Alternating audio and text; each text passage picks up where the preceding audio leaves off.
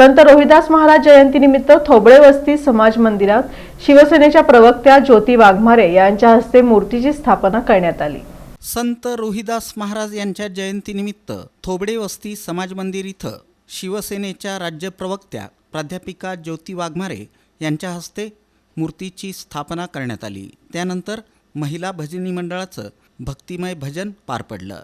सायंकाळी महिलांसाठी home minister कार्यक्रम आयोजित करण्यात आला होता। दरम्यान माजी नगरसेवक मनोज शेजवाल, नागेश गायकवाड, हर्षल गवळी या प्रमुख पाहुण्यांचं आगमन झालं। त्यानंतर प्रमुख पाहुण्यांच्या हस्ते संत रोहिदास महाराज यांची आरती करण्यात आली।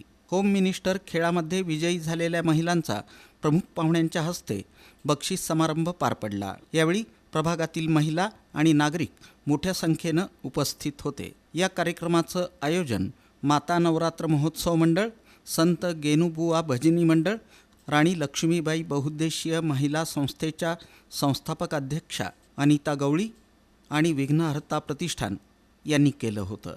की ज्या महिला इच्छुक असतील किंवा काही असतील काम करण्यासाठी याच्यासाठी, तर भाईजींच्या माध्यमातून आणि मालकांच्या माध्यमातून आपण महिलांसाठी रोजगार निर्मिती करण्याचा एक ध्येय ठेवलेला आहे भाईजींनी।